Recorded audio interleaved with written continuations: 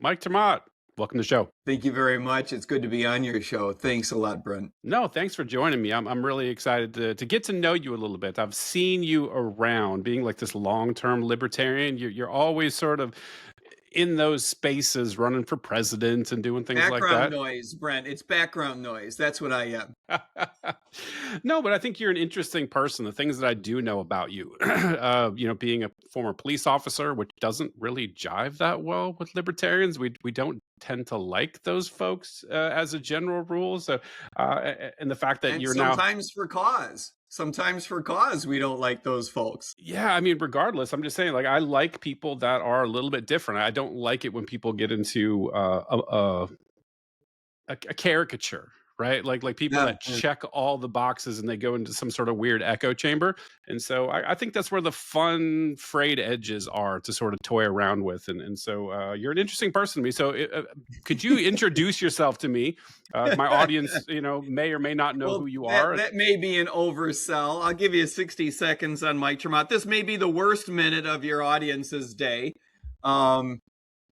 I don't know. I grew up as an economist and as a banker. I grew up outside of Chicago, went to school in New York State, went back to grad school in Washington, D.C., Mordor, as you put it earlier in our off-camera conversation, to the GW University, which was a very pro-free market type of graduate school in economics, descendant of what we used to call it the Rational Expectation School, a descendant of the Chicago School, itself a descendant of the Austrian school. So I had a wonderful experience and worked in Washington. I worked for the White House for a couple of years and other federal agencies, worked in financial services, in public policy for the most part, for a decade, had my own business, educating bankers and providing some consulting services, taught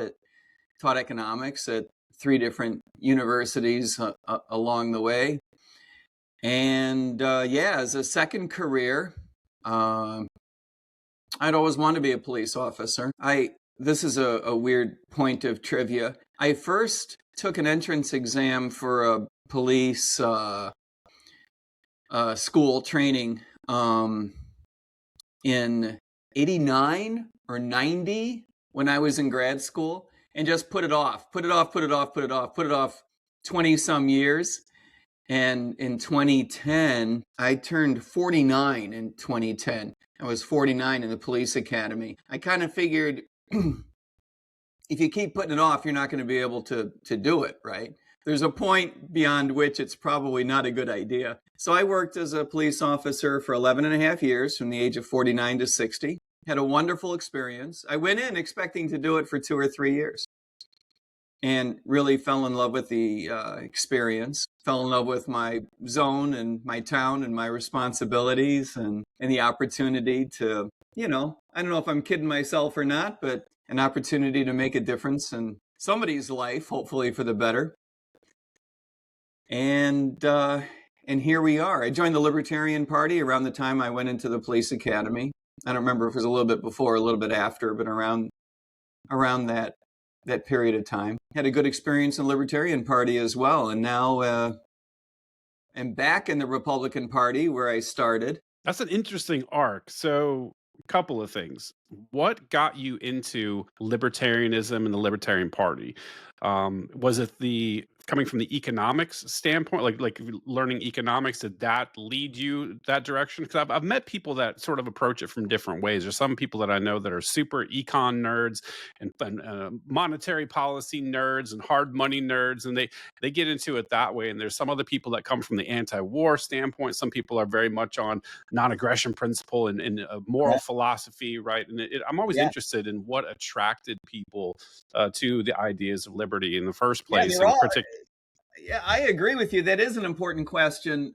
And I do think that different people come to it from different angles. Sometimes I call it coming from the left or coming from the right, which is probably not a very accurate characterization. But I came to it, as you pointed out, from studying economics and believing in free markets. And that is what I call coming to it from the right, which is to say, from the standpoint of efficiency, from the standpoint of the world works better in a libertarian economic framework, right? People make more money and there's more efficiency and that sort of thing. And that's where I was coming from. It wasn't until later in life that I came to libertarianism from what I would call the left-hand side, which is what I would say the ethical side. You pointed out a few examples. I had initially become frustrated with the Republican Party over fiscal conservatism, right? What fiscal conservatism? Yeah. I go way back to George Herbert Walker Bush, who was my boss's boss's boss's boss's boss for a little while when I worked for the White House in the Office of Management and Budget, when he said, "Read my lips, no new taxes," right? And then, of course, before the ink was dry on that transcript, he eventually agreed to new taxes. That's tough. If you're young, like I was in those days, I was probably 28 or 27 when he said it. And you're a young, impressionable, fiscally conservative Republican, and you're in grad school, and the president goes back on that pledge. That's a turning point for it. That's hard. That's hard to swallow. Was that the first time you heard a politician lie, or what? Yeah, maybe. It's funny you say that. I'm the guy who used to hang in there with politicians, right? I was 13 in 1974, 14 in 1975. I swear I was the last human in America who believed that Richard Nixon couldn't possibly be a crook, right? You're 13 or 14, and remember, until Watergate, we hadn't had Watergate, right? Until Watergate, I think a lot of folks, a lot of grown-ups, not just a lot of 13-year-olds, a lot of grown-ups were much more deferential, or at least much more expectant of some honesty in politicians. Maybe not honesty is quite the right word, but you certainly didn't expect the President of the United States to be burglarizing the Democratic headquarters in the Watergate Hotel, right? In fairness, I think you wouldn't be shocked to find out if that happened today. But you'd be like, wow, that would be slightly surprising.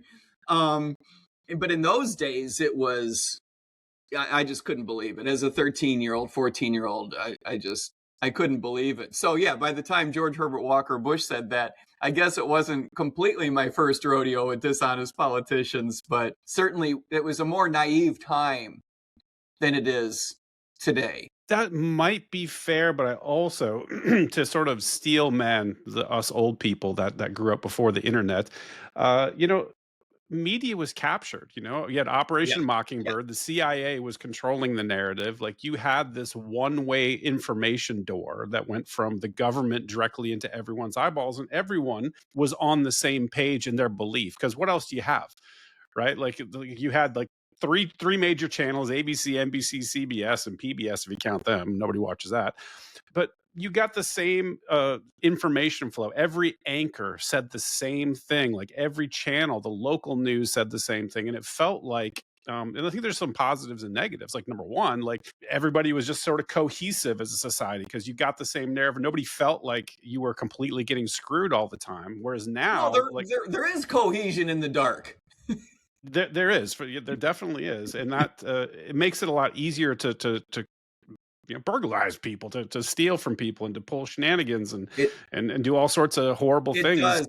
One of the things that I think that we lose track of in our old age is the extent to which, I don't go all the way back to Eisenhower, but we've all read it. When Eisenhower warned us about the military-industrial complex, today that sounds like of course, right? It's a throwaway line.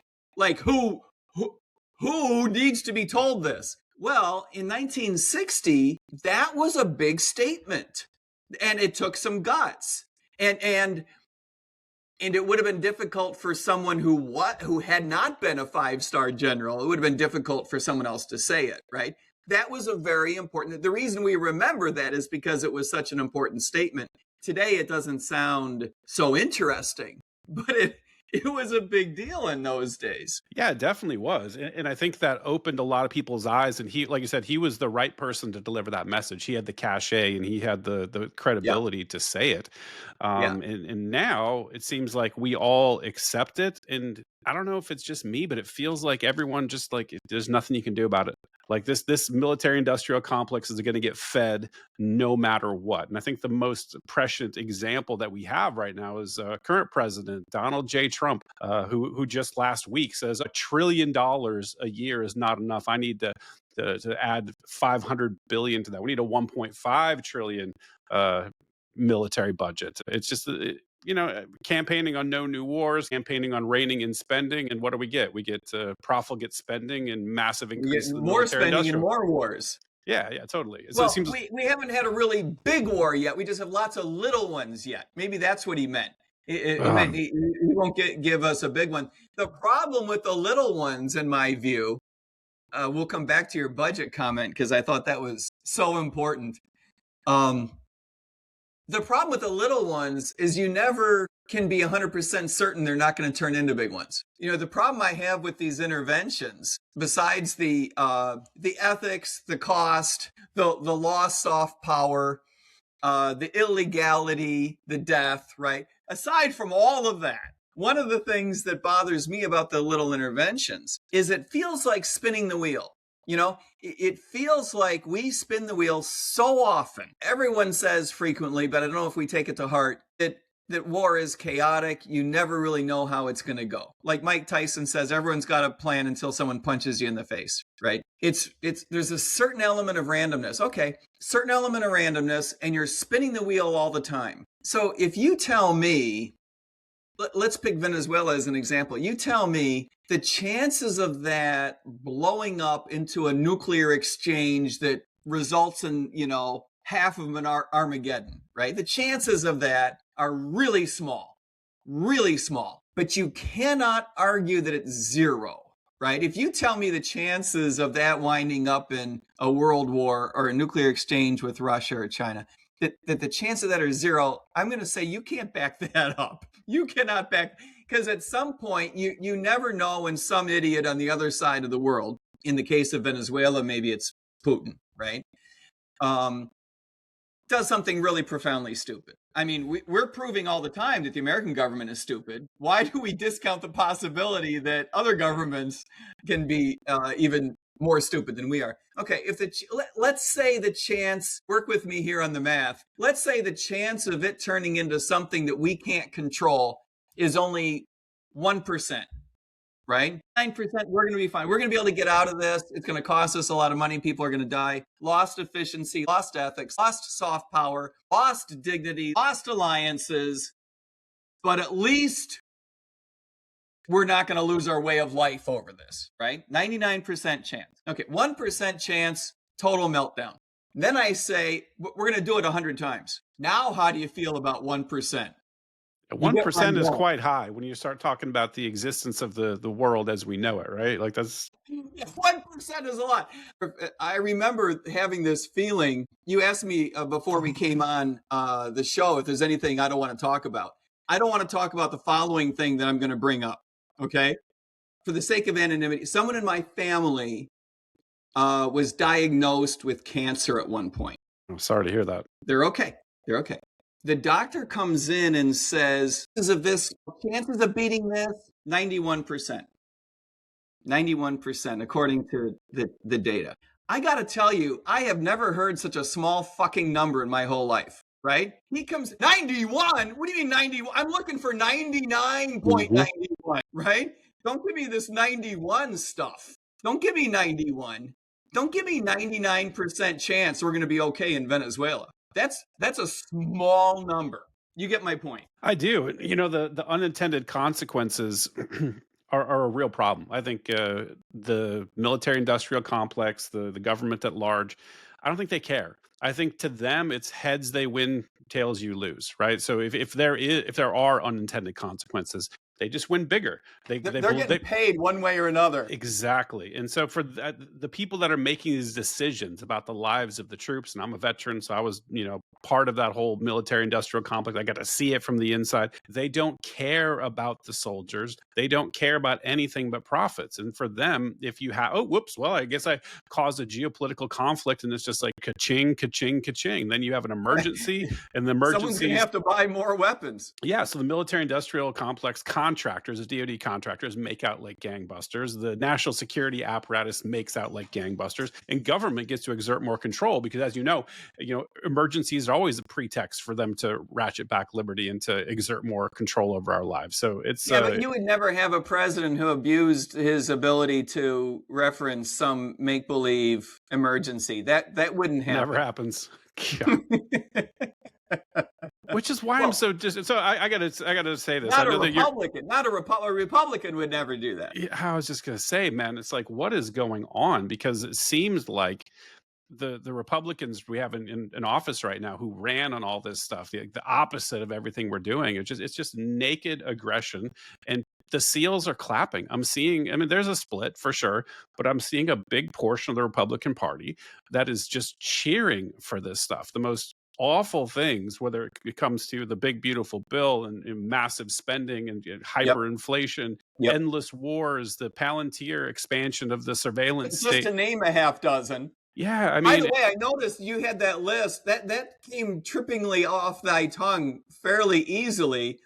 Mike, I think about this a lot, man. Yeah, I can tell. I can tell. I hope you're sleeping okay at night. I do, because I'm very keenly aware that I can't fix anything. And so maybe this is where we differ. Maybe here's a point of contention between us, because I don't think political action is going to do anything. I don't think that anybody that's engaging with a political apparatus is going to move the needle in any substantive way at all. And so I'm focused on, okay, what's my locus of control? And so we are bugging out off-grid homestead in rural Tennessee and preparing for whatever eventuality may come, because I look around and it's not just that the government's out of control, but the citizenry. I look at my friends and my neighbors and just the general tone and tenor online, and people in my country, it pains me to say this. I say this with no joy whatsoever, but they don't like liberty. They hate it.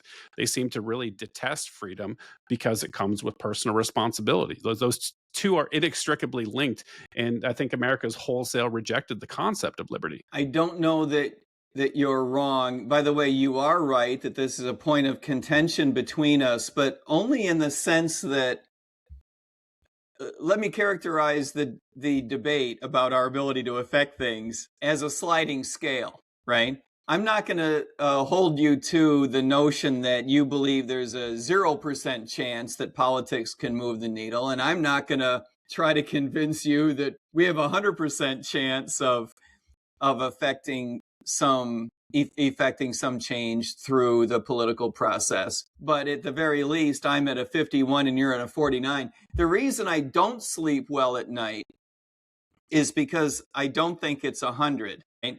And if I were convinced that politics, I'm going to save the day. The Republican Liberty Caucus that I recruit for, we're going to save the Republican Party. The Republican Party is going to save the Republic, and the Republic is going to save the world.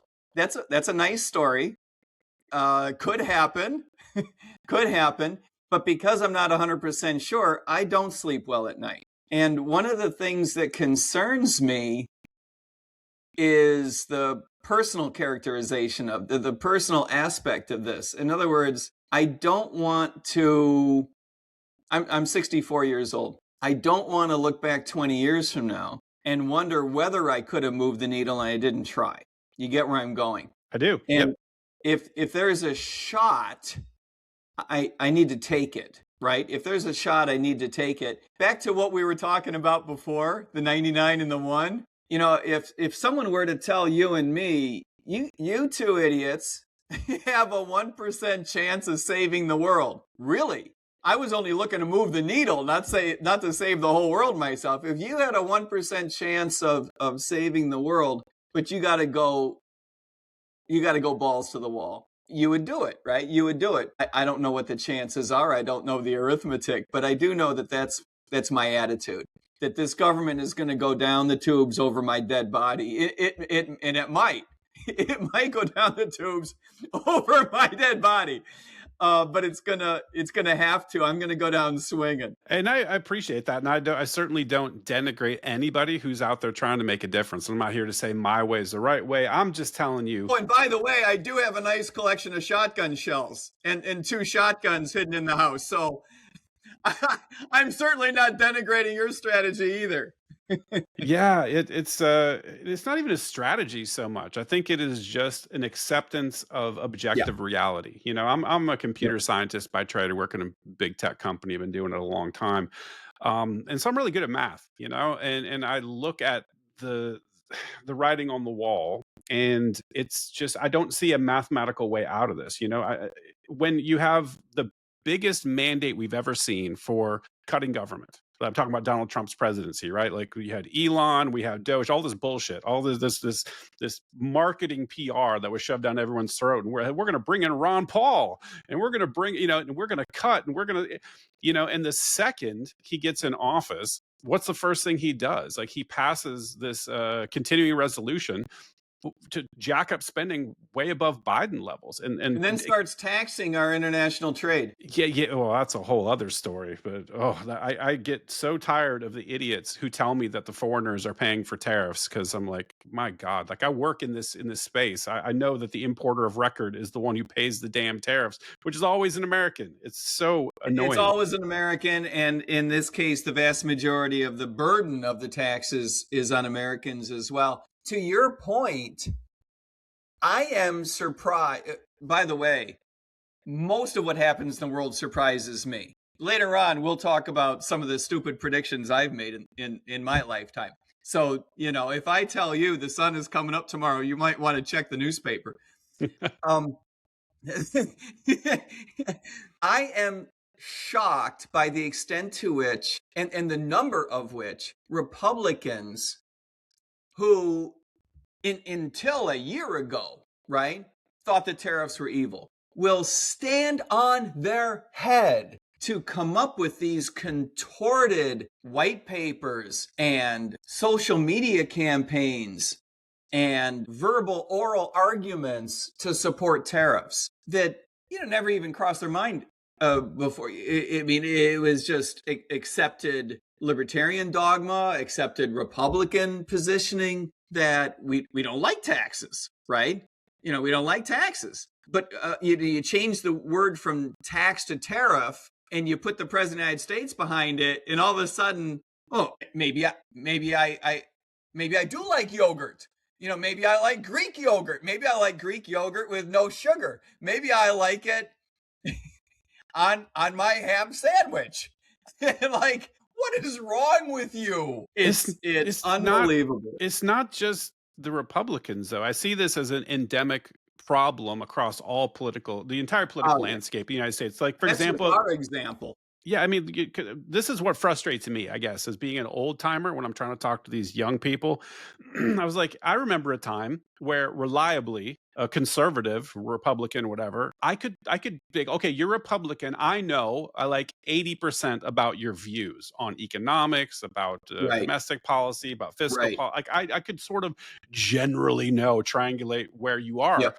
Right. And then a liberal, like, okay, I could pick where you are. I have a great idea of where you are. But now there's no core to anybody, it seems, in politics. They switch sides depending on when they gain power. I think the most recent example, the most prominent example, is the COVID shots. So, you know, when Trump was doing Operation Warp Speed, all of the Democrats, and I'm talking up and down, were like, we're not taking the Donald Trump shot. Hell no. All the arguments that Republicans Joe now Biden use. said he wouldn't take the shot if it was developed under Trump. Exactly. And so you see this weird thing where as soon as the power shifts, they completely, like you said, stand on their head, and they will make the exact opposite argument they made 5 minutes. Not only is it a good shot, but you have to have it or you're going to lose your job. Yeah, it's so weird. And I've seen that across every dimension, you know, like, for example, like look when George W. Bush was president and the left was out, and I was loving it. The left was out in the street protesting the war. I was like, hell yeah, we're with you guys. Awesome. And then Barack Obama's elected, escalates the war. And then, like, the left just goes home. The anti-war left, it evaporated overnight. I was like, what are we doing? Right. No, I think it's called politics. And to your point, we were talking about the military industrial complex, which of course is only one example, but it's arguably the, fiscally speaking and ethically the biggest.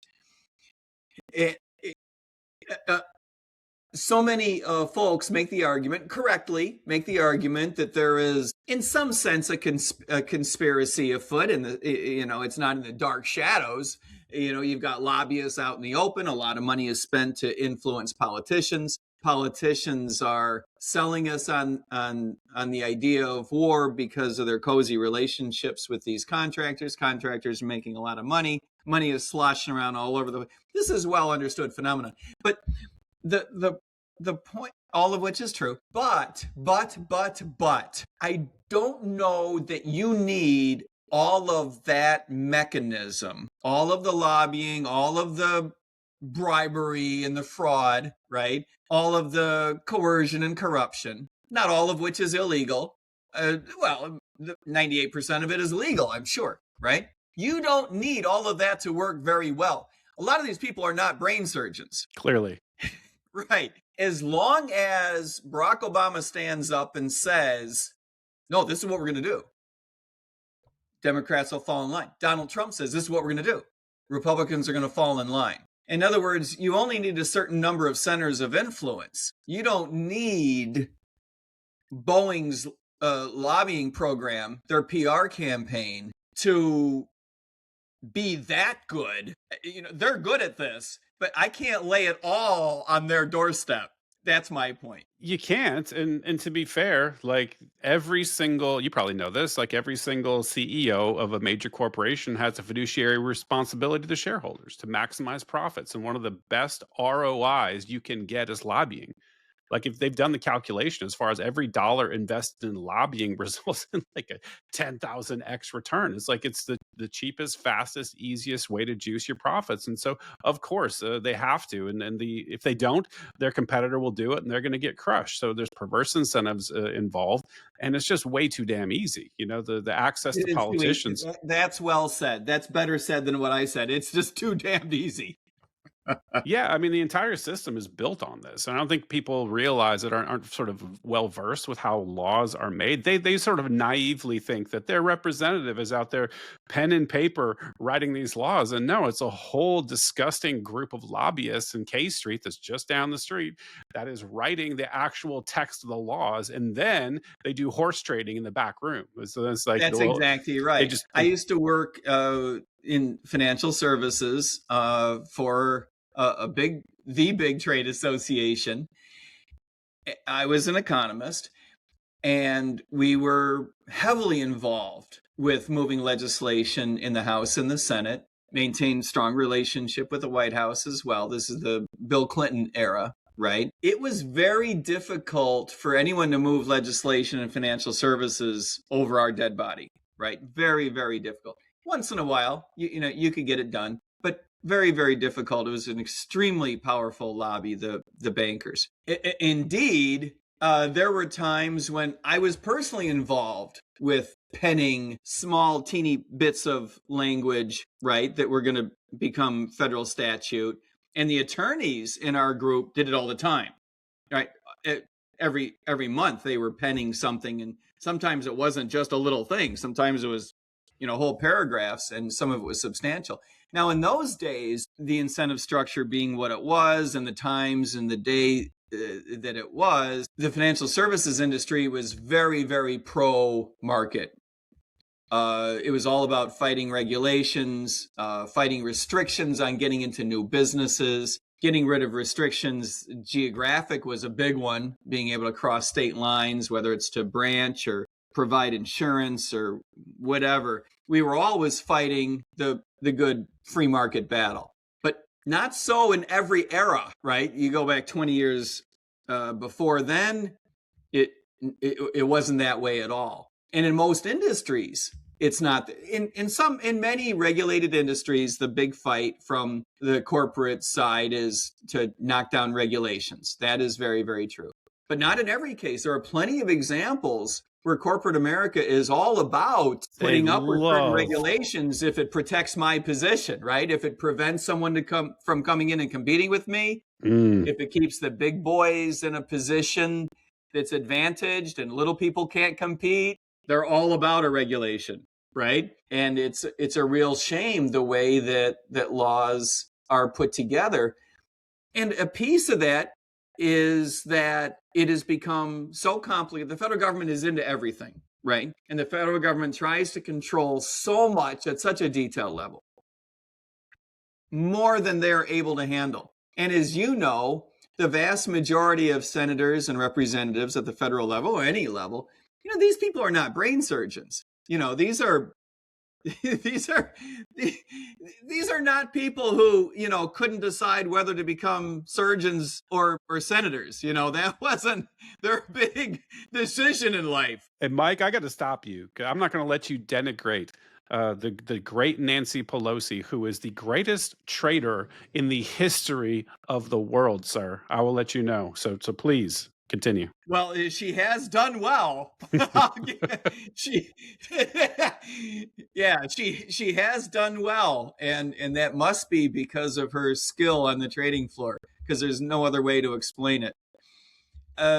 It is a shame that we have people who are way out ahead of their skis in terms of their appetite for regulating the world and controlling the world relative to their ability to understand it.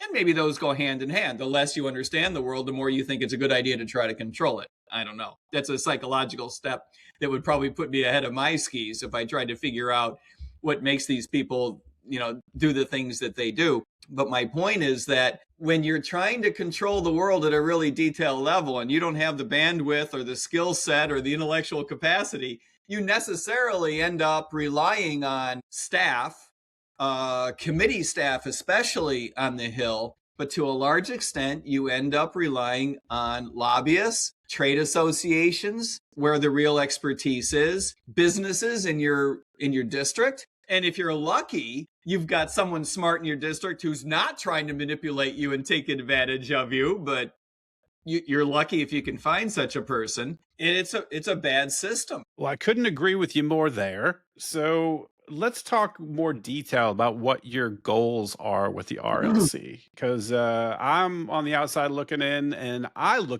survey the landscape. I look in Congress, I look in the House of Representatives, I look in the Senate, and I see like one guy. I see Thomas Massey, and then I see a whole bunch of commies. Like that's the line of delineation I have. And so when I'm looking at like the RLC, I'm like, okay, cool. I love the idea. We're gonna bring in some more liberty-minded candidates, but the data scientist in me says, well, there's one right now, and he's trying. The president is currently trying to primary him out. And we might argue that we've got one in the Senate also. Maybe. Rand Paul does a much better job than anyone else in the Senate in terms of, I shouldn't try to convince you that this is the only metric that counts, but if you were to look at voting records, Rand Paul does a good job, and he does a better job than other senators. I will agree there. So he's probably the best in the Senate. I just think that's a damn low bar. And also, I have the contrast of comparing him to his dad, and it's just like that's not even in the same universe when I sort of compare those two. Well, his dad had a certain nerdly charisma that comes from being so dedicated, right, to your philosophy.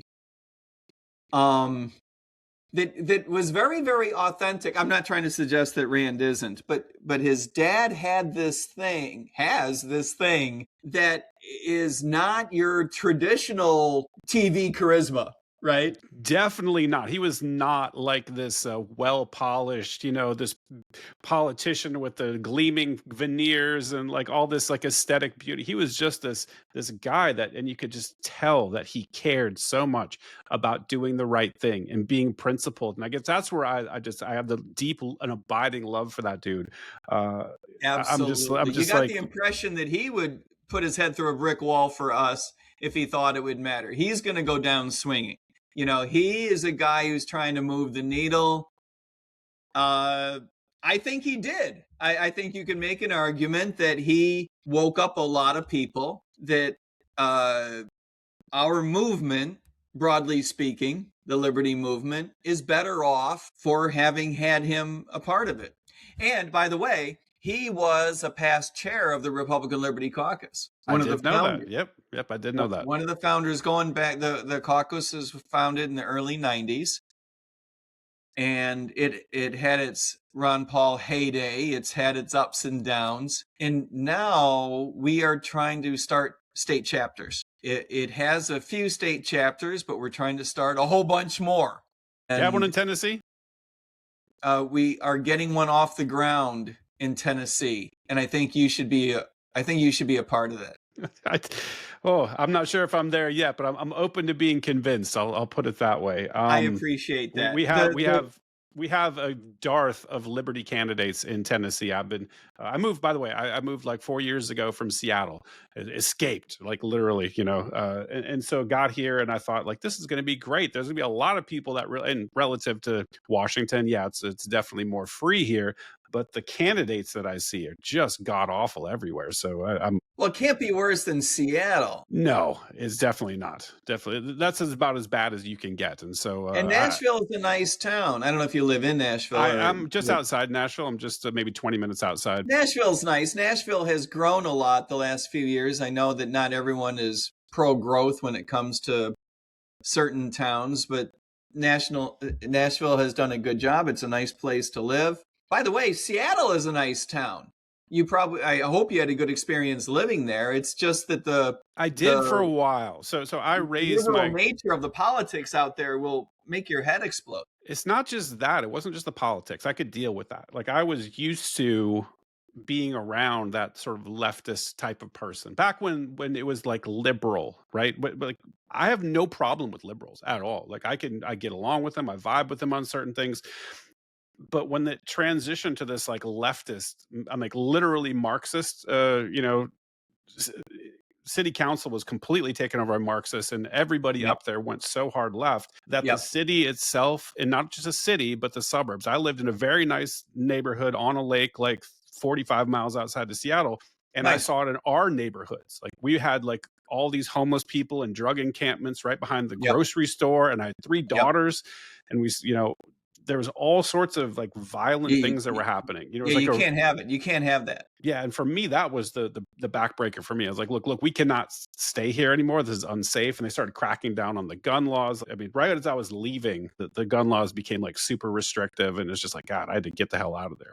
But I was not as impressed with Tennessee as I wanted to be. I'm glad we have constitutional carry here. I'm glad that there's no state income tax. There wasn't in Washington either. But it seems like it's that Republican commie thing here, which I just it's and maybe it's just endemic in the fact that the Republican Party has slid so hard left, especially in the last like 10, 15 years, that it's almost intolerable for me anywhere I go. It's just different. There's different issues, these people here are just super authoritarian. I think that's the biggest thing that I see. They want Trump the strongman. They want the dictator. They want the fascism. They want the hyper aggressive police state, and they're cheering for all the ICE stuff and the Palantir survey, like all this stuff. And I'm just like, my God, you people have no idea what you're asking for. No, they don't. They literally don't. They will learn, I believe, the hard way. I'm just hoping that we learn our lesson relatively quickly. Neither side learns. They say like, look, we want to give you more power when their person is in charge, not even thinking for 2 seconds how that power is going to be abused once the other side takes over. And it's just this. Yeah, learning is not our shtick as Americans. Boy, and it's tough for me because I'm autistic as hell, and I got a great pattern recognition apparatus, and I see this stuff coming. I'm just like, guys, like, what the hell are you thinking? I try to warn people. I jump up and down and scream. Like, I remember before the 2024 election, go through my tweet history. I was like, Trump is a commie. He's an authoritarian leftist. He's going to govern as such. You guys are insane believing this bullshit that he's. And then people are like, there were so many libertarians that just were all aboard the Trump train. Nope, he's going to cut spending and Elon and this and that. And I was like, guys, I've seen this movie before. I know the way it ends. Disappointing. Yeah, I yeah, happen to remember those days, Brent. yeah, because it was like a year ago. It wasn't very long in the rear view, but boy, there's a No. lot of And at people my to age, that's like 10 minutes. exactly. But there's a lot of people, to their credit, have apologized. I saw Dave Smith did a huge mea culpa, and Clint Russell. There's like a bunch of people that were, on that train that jumped off pretty vociferously. So I think that was a good development. I think people. It feels like maybe I'm being too optimistic. It feels like a lot of people are starting to wake up that there's no political solution. I think, or maybe the chances of there being a political solution are incredibly slim. When just a year ago they really were full of hope, and like, oh, well, maybe this, it's like Charlie Brown in the football. Maybe Lucy's going to let me kick it this time. And I feel like people are getting sick of it. People are really getting fed up with the rug pull, and they keep getting, what's that, Wood's Law? No matter who you vote for, you end up getting John McCain. Like, people are realizing. Yes. That's a funny line, by the way, and not completely wrong. I think that my take on this is that people get disappointed with politics because they don't look at it the right way in the first place. If you were expecting something that just wasn't going to happen, you end up getting disappointed. But that doesn't mean that the whole political apparatus can't work at all. It just means you got fooled by a dude. And I don't mean to suggest that our political apparatus is any good. It sucks, right? But I don't think it's completely fair to say that because Donald Trump tricked a lot of people, therefore our democratic system doesn't work. I get the through line. I get the connected dots. I get the disappointment. I get why you would feel. I have days when I feel that way too. But it's not a 100% lock. You can't just map one onto the other. Give me your best case then. Make the case. Like, change my mind. The best case is that the debate that's going to matter in the world, by the way, is going to happen inside the United States. And the debate inside the United States that's going to matter is going to happen inside the Republican Party. And I believe that that is the case because the Democratic Party is not yet to the starting line in terms of engaging in an intellectual way what's going on in the political world. The Democratic Party is still not figuring out why they've been losing recently. They can't figure out why they haven't done well in the polls. They can't figure out why they lost control of the House. They just literally can't figure that out. And in politics, so often change has to come in the form of replacing people. Rarely do you change the minds of certain politicians, right? If your party needs to go in a different direction, needs to go in a different direction with different people. So I think that the debate that's going to matter is going to happen inside the Republican Party. Again, no joy to be had in saying that neither the Democratic Party nor the Libertarian Party is going to play a significant role in American political life. But I think that that's true for different reasons. And that debate is going to take the form of, what does the Republican Party want the legacy of Donald Trump to be? Everyone's going to fight over what is his legacy, right? And I don't know whether it's the smart money, but the money that's ahead right now is the idea that it's going to go toward more nationalism and more protectionism and more authoritarianism, a lot of isms, more toward strongman foreign policy and more spending. And the alternative is in our direction. The alternative is a more traditional set of things that we would have taken for granted that the Republican Party at least would stand up for, at least rhetorically, right, a generation ago, even if it wouldn't execute on it, which is to say more adherence to the Constitution, more of an orientation toward free markets and fiscal conservatism. I think we've learned the hard way that we need to stand up for medical freedom that we all wish we had been doing starting a whole lot of years ago, and learned recently that it's more important than we thought it was. A less interventionist foreign policy, which is a new thing. I don't think that you could make much of a case that either party has stood up for a less interventionist foreign policy until at least Donald Trump gave it some voice 2 years ago. So this is the debate that's going to matter. And I think we've got a couple of shots at it. I think we've got a shot at it over the next 3 years, and I think we have a shot at it over the next 7 years. And the way that you win that debate always comes down to practicality.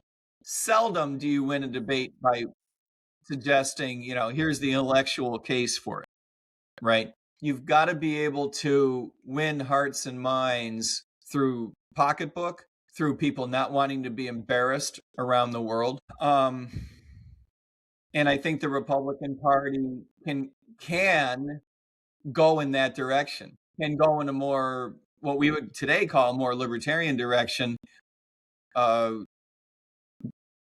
more of a traditional Republican direction, and less, this nationalistic tendency that the party has been going in the last few years. By the way, to this point, I would suggest that the reason Mondani won in New York was not per se, it's the economy, stupid, was not per se affordability, all of which is true. You've got to remember that people care about the economy, and affordability really is an issue nationwide, and especially in New York City.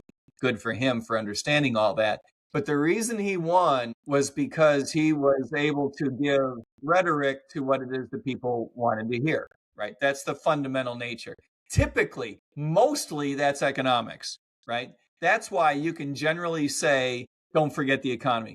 It's the economy, stupid, because that's generally what people want to hear. And if you're talking about something other than economics, you're probably talking about something that people just don't care about. If President Trump were able to give voice to what it is that people really care about now, this year, if he were able to restrain his foreign policy and recognize that inflation sucks and that for years wages couldn't keep up, that it's increasingly difficult to buy a house because of big swings in interest rates and because construction collapsed years ago, and this is a real problem. If he would at least give voice to all this, and I don't think he will, I believe that the Republican Party could hold the House in November, and I don't believe that he can do that based on what I've seen the last few weeks. Until recently, I was saying he could, and not necessarily that I would predict that he would, but that he could. Now I don't know that he even can. Like I don't know that he has it in him. So much is he wed to a foreign policy that is not in alignment with what Americans want, and so much is he blind to the economic issues that people want to hear him talk about, that I don't think he's gonna write that. But if the Republican Party has its ass handed to it because just an inability to align with what it is that people care about, there will be a push for reform, and that necessarily has to go in a libertarian direction. Yeah, I think you nailed that. That was a very good analysis. I agree with you. I don't think Donald Trump is going to, nor can he, admit the truth with respect to the economy. And not only that, he pulls out the same bag of tricks. It's like, affordability is a Democrat hoax. Now, meanwhile, we all know we've had an inflationary crisis that he's responsible for. I think a lot of people don't realize that he's responsible. I don't know if you know this, Mike, but he's responsible for 22% of all the federal debt that's ever been accumulated from 1776 until today, almost a quarter. And he's only been in office for a little over 5 years now, not even 5 years. That is insane. And as you know, being an econ nerd, that is money printing. That's devaluation of the currency. That is causing real pain from the bottom up. That's regressive. That hurts the poorest first and works its way up. That's why I think you're right. Mondani absolutely can point to the pain that's being felt by the lower, rung of society, and then say, hey, I've got this solution called socialism. People are like, well, fuck, it's better than whatever Donald Trump is selling. Meanwhile, he's so goddamn tone deaf to where he's decorating the White House in gold. Everything is gaudy, gold, opulence. He's throwing these giant balls where he's got literal human beings like L. Scott Fitzgerald novels in giant martini glasses and just opulent parties, and is just doing the Trump coin rug pull, enriching himself, which is probably a bribery scheme. Everyone's just watching this. It absolutely is, and now we're looking at a ballroom. Yeah, and so the regular people see this and go, "You're full of shit. All you're doing is protecting your own interests and the interests of your corporate cronies. Nobody believes you."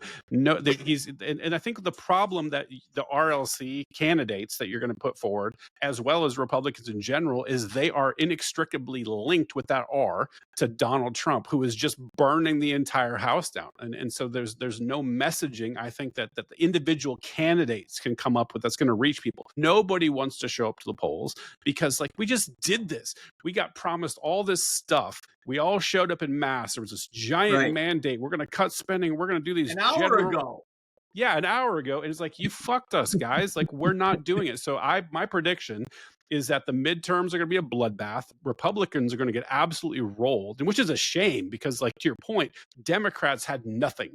They just got trounced. That woke shit was completely, just rejected by the voters. And this all these things that they've been doing for so long are just like, nope, we're not doing this anymore. We're riding with the Republicans. And the news stories around the election time were, will the Democrats ever recover? And in a year, he's taken that victory and destroyed it to the point where, like, I don't know if Republicans are ever going to win again. He's probably going to get impeached. Defeat from the jaws of victory. Exactly. It is the most shocking thing I've ever seen, to the point where it can't be incompetence. I really believe, and I'm not conspiratorial. I'm not one of those libertarians, and we have a reputation. I'm not a tinfoil hatter person, but I see the money. And guess what? Israel's calling the shots across the board. Everything is basically being run by AIPAC, and it's like, that's not an anti-Semitic thing to say. That's not a conspiratorial thing to say. That is just a fact, and they admit it.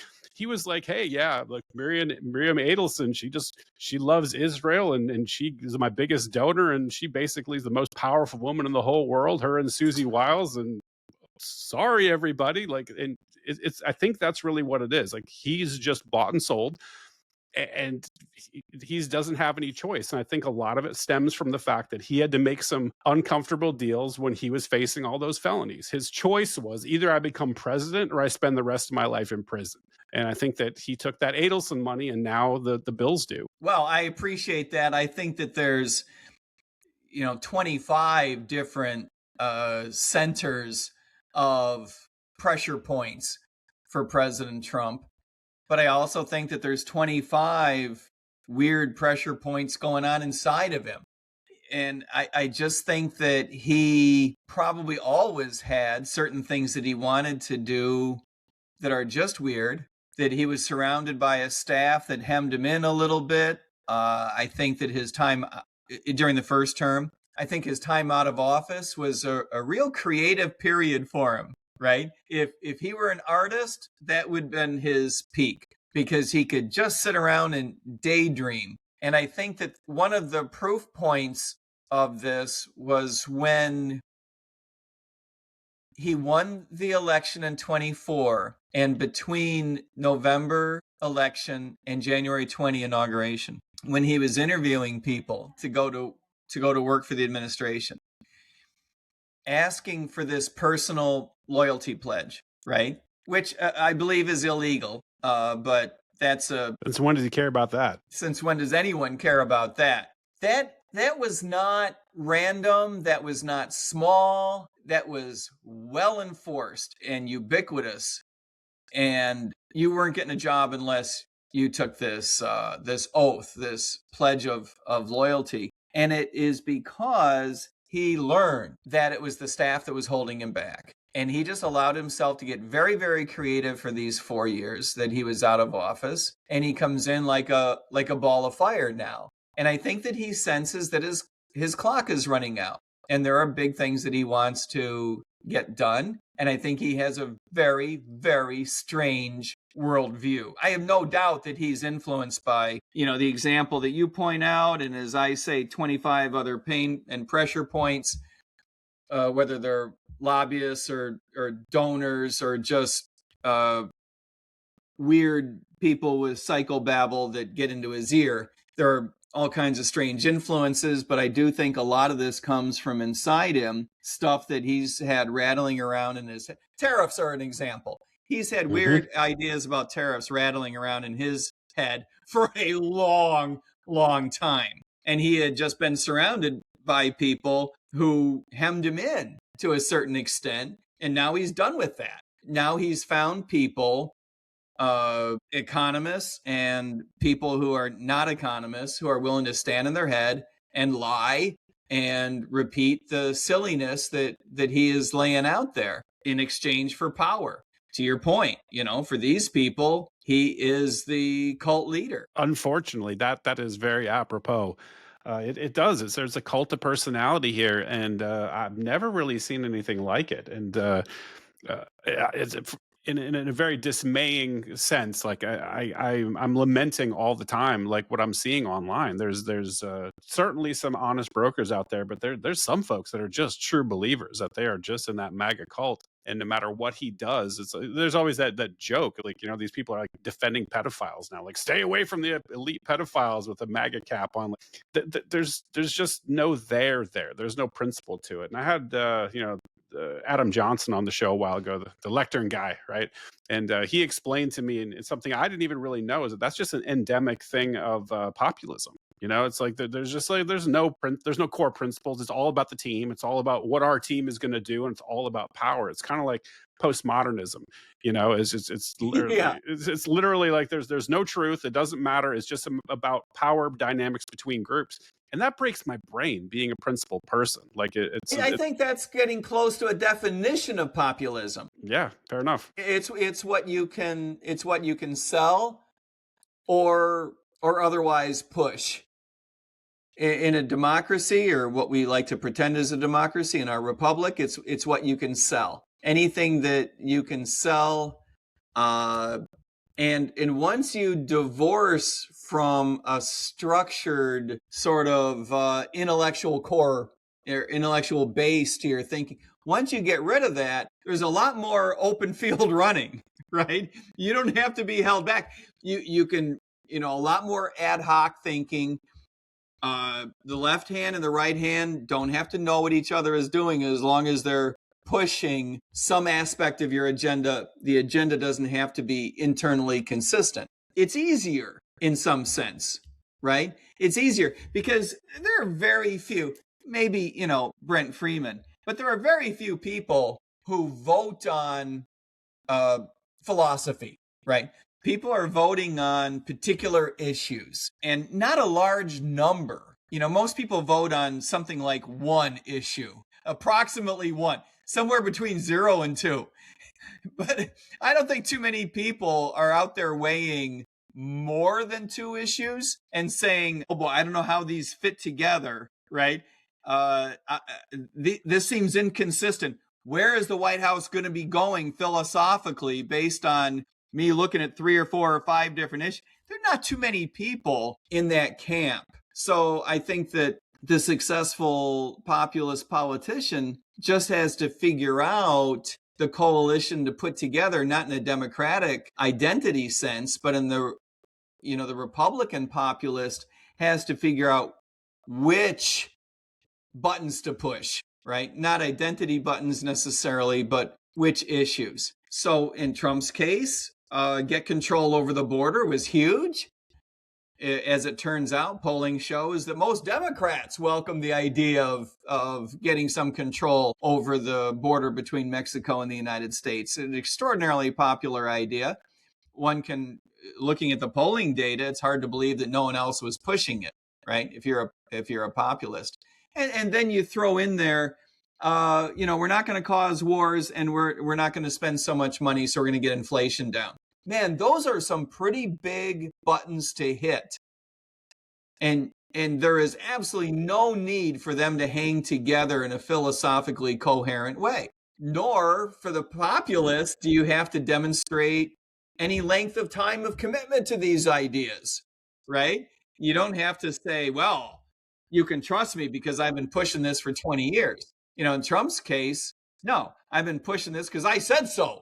And it was so counter to what other people had been saying that he became the one that you could trust, because he was saying things that other people wouldn't say. And this is one of the reasons why I don't blame the American people for a populist coming to power. In no small part, I blame the Republican establishment and the Democratic Party. if you're looking the wrong way, if you're zombieing your way through this, and someone comes and takes your pudding, that's on you.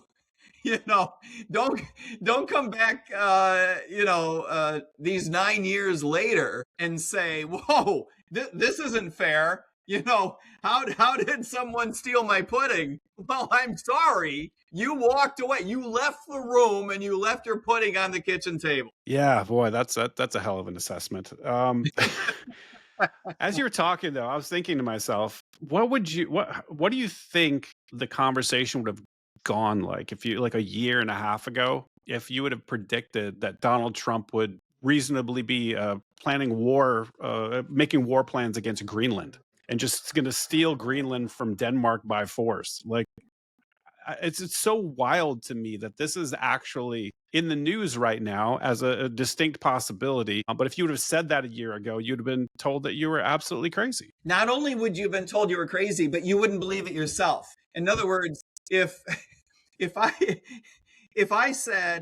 could convince you, I'm from the future, trust me, I'm from the future, and here's a piece of paper. This is what happens, right? And for some weird reason, you believe me. You still wouldn't believe it. And I wouldn't believe it as I was handing it to you. We would say, I'm missing a piece of the puzzle, right? Even if I could convince you that these are the words the president's going to be saying, this is the push that's going to happen, you would say, there's a piece of the puzzle. You left out part of the story. You left out, Putin said he was going to invade Greenland. Right. Right? And therefore Trump said he had to do it first.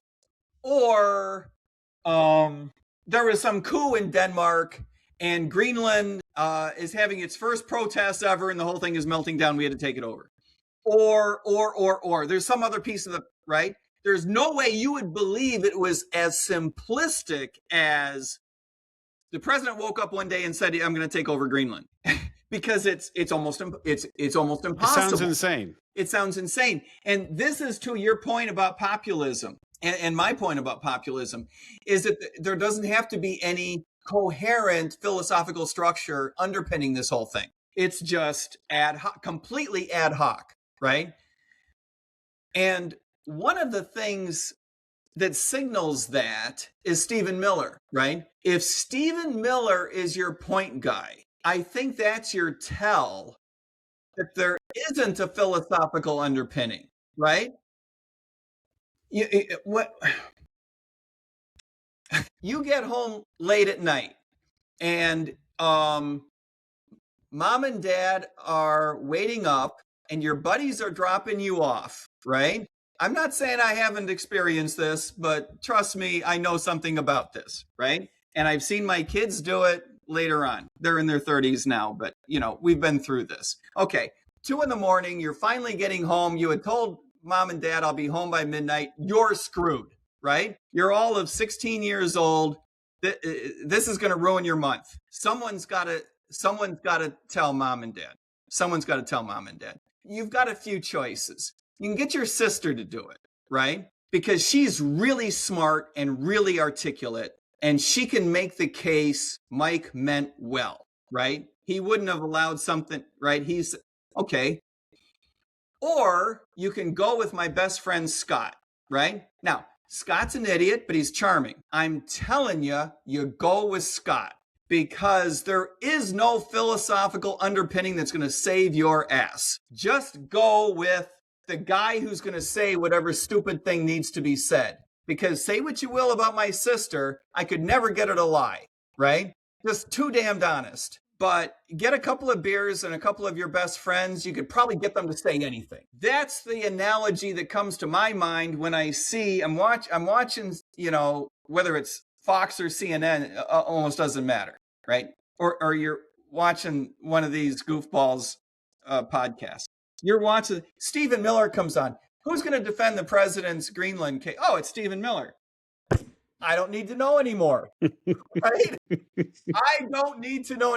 This is completely ad hoc, right? The president's not going with his equivalent of my sister, who's got to tell the truth and who's going to ask him all kinds of hard questions like why or how, or how am I supposed to explain this? Just go with Stephen. Trust me, we're going to do this. Stephen's like, I'm your guy. You need someone to tell the American public that this is a good idea and you don't have any argument to back it up. Who's your guy with two thumbs? Right here, right? He goes out there and he says, with all the indignance that he can muster, no one is going to stand up to the United States militarily if we decide to take over Greenland. That's his argument. Who says Denmark ought to control Greenland? It ought to be the United States. It just ought to be, right? You can't tell me it's easy to find a guy to say that. It's not. If your administration is full of people who are at least intelligent enough to tie their own shoes, right? They can feed themselves. They know how to work a subway and get to their office by 8 o'clock in the morning. If that's in your administration, it's not easy to find someone willing to go in front of a camera and say the things that Stephen Miller is willing to say. He's your guy. That's depressing, man. I have to ask you this now. I'm doing a hard left here. How do you feel about being attached to the Republican Liberty Caucus or the Republicans in general, going into a midterm where you're trying to move the needle to a more liberty-minded position, and we're trying to get liberty candidates elected, and you're attached to the party that just defended the world's largest pedophilia ring and government blackmail operation in human history? That seems like a tough sell. I think the voters are going to be kind of pissed about that one. I think the voters are going to be pissed about that one. It's also the party that was calling for the disclosure of the information. Well, depends on when. It depends on when. Thank you. It depends on when. Before the election, they were all about it. But when the chips were down, it was like, okay, Thomas Massey has a discharge petition. All the Republicans ran and hid and said, like, we're actually going to protect pedophiles. We don't want this coming out. And that's a stain, man. That's going to be a tough one. It is a stain. In fairness, they didn't use that line. They didn't actually say we want to protect pedophiles, okay? Well, yeah, but that's what they were doing. You were making an inference. That's not actually, it wasn't a quote, okay? Oh, correct. Okay, that was not a quote. This is my analysis of the situation. Oh my gosh. So I think that what you're hoping for is that a whole lot of voters, by the way, you're not hoping that a whole lot of voters don't care, right? I don't think that's what you're hoping for one thing, because it's not true. It's not true that a whole lot of voters don't care.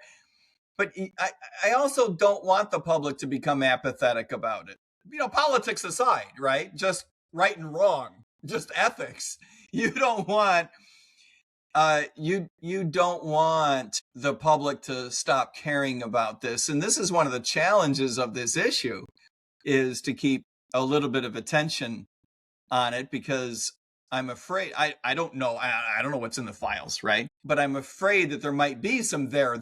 Well, know there is, right? They wouldn't be going to these links and taking this many black eyes, and because it doesn't do him any good. The longer he tries to slow roll this and come up with these convoluted excuses, and then it's like, now we're going to do redactions, and then like before the files didn't exist, and then now it's like we found 1 million more files, and now there's 5 million, and there's like this thing there. I know they're trying to slow walk it across the midterms, but my God, like people are they're not that dumb, and people understand the game that's being played. And by doing this, you're advertising to the world, even if, and I don't believe that these files are ever going to come out in any meaningful way. By the way, I think that they will blow up the whole world before those files come out. That's how deep I think it goes. But that said, like that acknowledgement is like, that tells you how bad the information that's contained in these files actually is, and how damaging it would be. And I think Mike Johnson let it slip. He said, if we release this, we risk overturning the entire political establishment. Like, that's how deep it is. Like, my God, like this is a big deal. I don't think he meant it like that, but that's what he said. You do get the impression that was sort of a Freudian slip. Look, I think what you're hoping for is that people realize that the Republican Party is, held in the president's grip to a certain extent, and that grip is loosening, and whatever you're going to be able to get out of the Justice Department, you're going to be able to get out one way or another. and you're just going to have to be patient, and you're going to have to vote on party lines on other issues. We'll see how this works out. I am interested in finding out what polling data show, exit polling coming off of the midterms, right? I'm dying to find out what is it's going to end up motivating people. I honestly think it's going to be very much like I said, I'm predicting a complete Democrat sweep. Like it's going to be a bloodbath, and I think it's going to be just a rejection of Trumpism. I think it's what it's going to be. Everyone's going to come out and say we don't like this, and the Democrats will be energized. I think the the videos that we're seeing, a lot of the ICE raids and all these sort of authoritarian type of things, they're going to energize the Democrats, and I think Republicans, because of things like Epstein, because of things like the endless spending, the new wars, the giant rug pull, and going back on all the promises, I think Republicans are going to stay home. So I think the giant rug pull, that's a great metaphor. I do think that whoever captures the idea of talking about integrity, which shouldn't be an issue, because we used to, when I was 13, to bring this conversation full circle, back in those days, it wasn't an issue. You just assumed all politicians had some integrity. But whoever is able to capture that issue and suggest that that's a mantle that they can wear, they're going to be able to make some hay over it. I also think that certain politicians will be able to make hay over the idea of defeating the effects of really bad polarization. I think that's a very slow train, but I think it's, leaving the station and at least going the right direction. These are non-economic issues that could motivate some people, but politicians need to talk to human beings as though they were human beings, as though, if there's anything to Bill Clinton taught us a couple of things. One is you do have to feel people's pain. You do have to show some empathy, not merely sympathy. And the other one is when you have a sex scandal, you got to get it out in the open, and you can still beat it. You can be successful post-sex scandal, but it takes a lot of hard work, and you have to be willing to eat a lot of crap and come out of it looking like you're finally going to be honest. Yeah, and I think that's the opportunity for the RLC candidates. If they could adopt a Massey type of behavior, like genuine integrity, actually having principles, actually wanting to cut spending, actually, like if you could find people that are in that type of mold, I think you could seriously make some inroads, because people, obviously, the appetite is there. If we roll the clock back a year ago, there was massive appetite. Like I said, the mandate for Donald Trump, based off of these lies that he campaigned on, it was huge. That's what people really wanted. So I think there's definitely an opportunity there. But God, you're going to have to distance yourself from the current Republican establishment. What they've delivered this year, and obviously it's going to be more of the same until the midterms, is just a steaming pile of crap, and people don't want it. They want the other thing that they thought they were voting for originally in 24. Yeah, they want what they thought they were voting for before. I think that that's well said. I also think that to the extent to which integrity becomes an issue per se, which is an unusual thing, but it could happen, you would be, as a candidate, actually aided by pissing off some of the establishment. Right, because that's how you look integrity tough. Yeah, look what happens with Massey. Every time Trump tries to primary him and feed money to his candidate, like Massey's campaign donations go through the roof. And he ends up winning by even a bigger margin. And so I think that there is a model. Like there's a model for doing this. Yeah. I just don't know why there's not more. You got to appreciate the little shit, don't you? Man, he's a tough son of a bitch, that's for sure. He's a tough son of a bitch. Yeah, I'm definitely a fan. I don't even vote, but I like it. He's like my favorite person in Congress. He's like this generation's Ron Paul. I find him very impressive. I think it's interesting that he's intellectually ahead of the rest of that group. Not that they're all setting the bar too high. Right. And at the same time, massive integrity that allows him to withstand this pressure. I don't think those things go hand in hand. I think that that's a coincidence. It makes him really unique and really interesting. Yeah. So do you have any RLC candidates that are sort of in that vein you'd like to advertise for here? Because I have to say I'm pretty ignorant, because I'm not political. I don't vote. I'm outside of the whole thing. We do. I am not allowed to talk about it for another 2 weeks. but we do. We just had a board meeting today. We had a couple of very interesting conversations that we really look forward to talking about in a couple of weeks. I think you're going to be excited. Cool. I would like to be excited because politics doesn't usually excite me. It depresses me and angers me. So I would be excited to see what you got, man. We're going to save the world, Brent. We're going to save the world. Well, hey, I'm vibing with that message. And I will say this to my audience, and I've said it a million times, is that the way you change the world is by changing yourself. If you sort of keep your locus of control at yourself and then to your family and then to your local community and sort of outwards, I think you have a lot more control than you think. There's that old meme. It's like, hey, you can just do things. And I think far too few people realize you could just do things, and they think that I need to control my politician in DC, and that's really the mechanism for fixing my life and getting all unscrewed. I disagree. I think that it's up to each and every one of us to change, but that's where I go back to the responsibility piece. Why I think people don't like liberty is because it does require changing yourself, improving yourself, getting better as a human being across all dimensions. It's much easier to just point at some shitty politician who's obviously terrible and say, like, they're the cause of all my problems. It's not me. And that trap people fall into oftentimes is something I wholeheartedly reject. I like the philosophical direction in which you're going. One of the things that depresses me about politics is the extent to which it's so discouraging for young people. And in different ways. I'm old enough to remember when the church played a larger role in our society. The church more broadly defined, right? And one of the things I lament about the fall of the church, not that it's fallen completely, but it obviously plays a much less important role than it used to. One of the things that bothers me about it is the extent to which politics, government, has in no small part filled a lot of that vacuum, right? And done so in a way that is very undermining to, ironically, free thought. I don't think that most people would argue that churches were established in order to foster free thought, but certainly the vacuum that the receding church has allowed has been filled with this idea of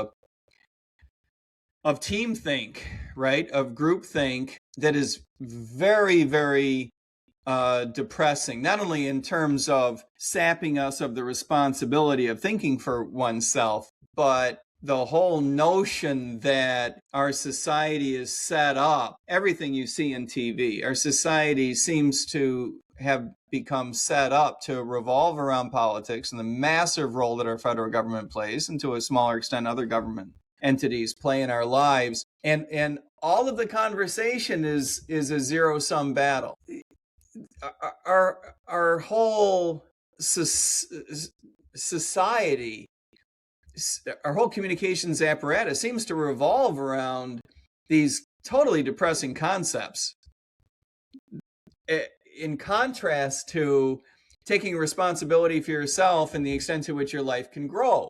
I used to, 100,000 years ago, I used to spend a lot of time talking about how the world changed with the Enlightenment and with our understanding of economics, Adam Smith, blah, blah, blah. Mm-hmm. So many folks seem to have forgotten or never learned. I fear that it's forgotten how economics works, that through cooperation, we build income, we build wealth. When Barack Obama said, I'll probably get the quote slightly wrong, but you'll get the idea, it wouldn't be such a bad thing to spread the wealth around, right? He was talking about this. Redistribute. That was not a Freudian slip. He really saw the world differently than someone who studied economics and understood what we used to call growth theory, but it's just how the world actually works, is that you build an economy, you develop an economy through this notion that Adam Smith introduced to us all of individuals and individual decision makers adding value. each individual person is adding value, and through the free market exchange process, we build an economy, we develop it, we grow. It's not a matter of someone gets ahead by taking something from someone else, which is, of course, the fundamental underpinning behind underneath Marxism. It just feels as though, not in an economic sense, but it definitely, the world feels as though far too many people are stuck in this notion of, for me to get ahead, someone else has to fail. Well, that's what they see, Mike. That's their experience. Is we see, by virtue of not having a free market, not having true capitalism, having this sort of cronyism, whereby we see it is a zero sum game to some degree. I mean, the pie is growing, but the share of the pie that sort of is filtered to the very, very tippity top, that keeps increasing. And you have Elon is almost, he's going to be the first trillionaire. And they see all of this happening, and they see it's so transparent and it's so in the open, this sort of corruption and this government putting their finger on the scale and actually taking from the poor people. And like COVID was a great example. Like all these regulations, like what's an essential business, like let's shut down mom and pop and funnel all the money to Walmart and Amazon. Like people see that you have these establishments, your restaurants, and these small mom and pop shops that were, and it undermines your ability to look beyond that and say, if I take responsibility for my own life, I can build a future. Yeah, exactly. And it makes it so easy to stoke, for like the left folks to stoke the hatred of the rich, right? It is such an easy thing to prick in people when people have this fundamental experience that is just not fair, and they feel it and they see it and they viscerally know that it's unfair. They want to rip it down, and that's something that I think is just a caustic thing that's built into people, but it's one of the most easy things for politicians to stoke, that envy, that idea dangerous. that Very there's dangerous. Fixed pie, and somebody else taking more means you're getting less. Like that is so easy. That's how Mondani got there. That's exactly right. It's very, very dangerous. All right, man. Well, we are right up at time. I don't want to take any more of your time, but it's been a fantastic conversation. I really enjoy getting to know you. Talk to you, Brent. Yes, sir. Let's keep in touch, man. I'm really interested. I'm going to keep my eye on the RLC. Send me some information when you have candidates coming out. Like I said, I'm not a voter, but I'll at least take a look. And I don't want to be the eternal wet blanket on the party. You're not a voter right now, but we'll see about the future. We'll see about the future. Boy, we'll see. I'll never say no. Actually, the latest thing I said was like I might show up in the midterms and vote all Democrat. That is like my latest, like the closest I've gotten to voting. So maybe I can be changed out of that and go a different direction. Maybe you better stay home. Maybe it's not quite ready for you to vote yet. I wouldn't actually do that. That's how frustrated I am with this current administration, man. I wouldn't actually do that. But I get it. Anyway, hey, why don't you tell people where to find you in case they are not aware?